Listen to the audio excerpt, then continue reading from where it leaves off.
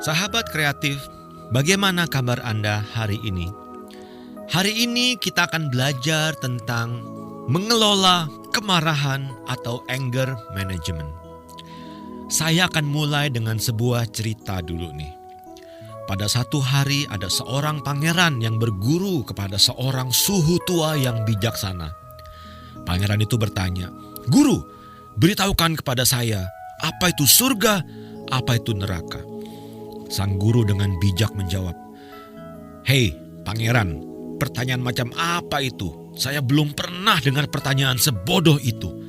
Kamu itu pangeran, kalau mau nanya mikir dong." Wah, muka pangeran langsung merah, matanya melotot, tangannya gemetar, dan segera dia menghunuskan pedang dan siap memenggal kepala sang guru. Guru bijaksana pun mengatakan, "Nak, itulah neraka." Wah, pangeran ini tampak terkejut dan perlahan-lahan mukanya mulai melembut dan sebuah senyuman kecil mulai terbentang di wajahnya. Sang pangeran bernapas dengan lega seraya dia takjub dengan kemampuan gurunya untuk menjelaskan perbedaan surga dan neraka. Sang guru pun melanjutkan, "Nak, kamu sudah tenang sekarang? Perasaan itulah surga." Ya, sahabat kreatif, surga dan neraka sangat dekat dengan perasaan kita. Malah ada sebuah quote, kata bijak yang mengatakan, "Sewaktu kamu marah 1 menit, kamu kehilangan waktu kebahagiaanmu 60 detik." Apakah marah selalu berdampak buruk seperti yang diilustrasikan di atas? Sahabat kreatif, bagaimana pendapat Anda? Jawabannya tentu saja tidak. Marah adalah berkat dan anugerah kalau kita bisa mengelolanya dengan baik. Maka sahabat kreatif, hari ini kita akan belajar tentang 4 hal yang keliru tentang kemarahan, ya. 4 hal yang keliru. Yang pertama, "Pak, saya kan bukan pemarah, ngapain saya belajar bagaimana mengelola kemarahan?" Nah, ini salah besar. Karena kalau kamu bisa merasa sedih, kecewa, takut, maka kamu juga akan bisa merasa marah. Marah itu, sahabat kreatif, ada derajatnya. Nih, derajat yang paling rendah, kamu merasa terganggu atau feeling annoyed.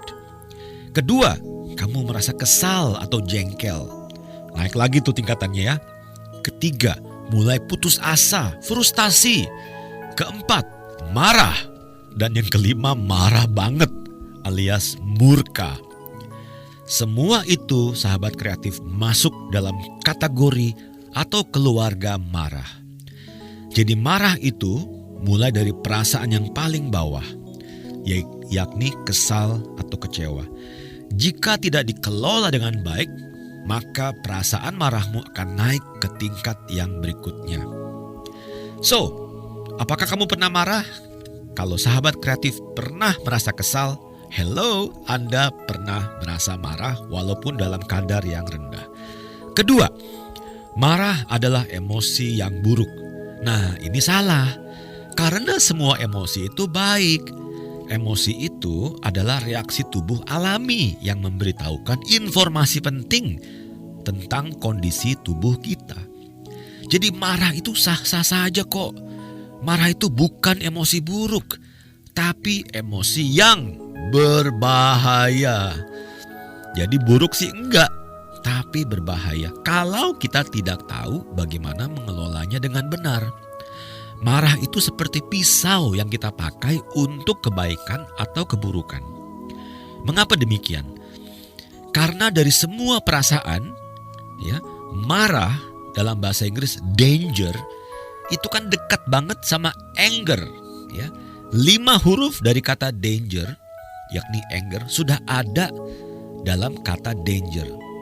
Orang sering mengatakan anger is close to danger, ya. Jadi emosi marah adalah emosi yang berbahaya kalau kita tidak tahu caranya. Mengapa demikian? Ketika seseorang marah, pernah nggak teman-teman melihat Hulk raksasa hijau? Wah, kalau orang marah itu kan powernya atau energinya meningkat dengan luar biasa kan.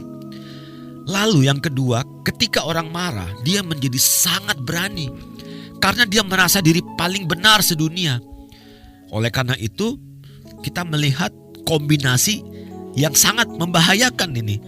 Sudah energinya melimpah ruah, berani pula. Ya, coba lihat deh. Coba lihat orang-orang yang marah-marah gitu ya.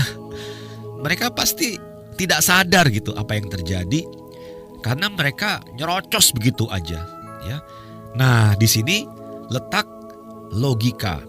Orang yang marah, energinya melimpah, beraninya luar biasa, tapi logikanya atau kejernihan pikirannya itu rendah. Buktinya, kalau kita melihat yang tadi saya sebutkan, orang yang marah-marah, itu kalau dia sadar ya dengan perilakunya, dia pasti akan malu sekali. Kenapa? Karena dia khilaf atau dia tidak betul-betul menyadari dan sadar dengan apa yang dilakukan. Jadi marah itu berbahaya karena emosi atau energi atau powernya luar biasa. Dia menjadi sangat berani, tapi logikanya benar-benar rendah. Ketiga, pernyataan ketiga, marah itu tidak boleh dilampiaskan. Nah, ini juga salah. Karena seperti kesedihan yang dipendam akan berdampak sangat buruk buat kesehatan, marah yang dipendam juga berdampak merusak. Nanti sahabat meledaknya itu di dalam gitu. Dan ini bisa menjadi penyakit-penyakit yang serius yang menggerogoti tubuh kita. Dokter mengatakan bahwa 70% penyakit itu timbul berkaitan dengan pikiran. Jadi kesedihan harus dilampiaskan, tapi marah itu kalau bisa dikelola dengan baik.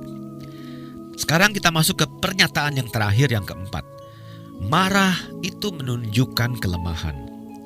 Nah, pernyataan yang keempat ini ada benarnya. Kalau kamu dikuasai perasaan marah, artinya kamu lemah, ya. Ada satu kalimat bijak yang mengatakan, anger is a bad master but a good servant. Marah itu adalah tuan yang buruk, tapi hamba yang baik.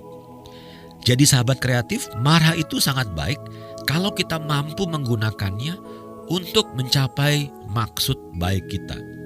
Tapi jangan sampai kita dikuasai oleh rasa marah. Kita yang harus bisa menguasai perasaan marah tersebut. Demikianlah sahabat kreatif, 4 pernyataan yang sering disalahartikan oleh banyak orang tentang kemarahan. Bagaimana jawaban Anda dari keempat pertanyaan ini? Terima kasih sudah mendengarkan inspirasi kita hari ini sahabat kreatif. Saya Buddy Trendy, saya undur diri. Sampai jumpa di episode yang selanjutnya.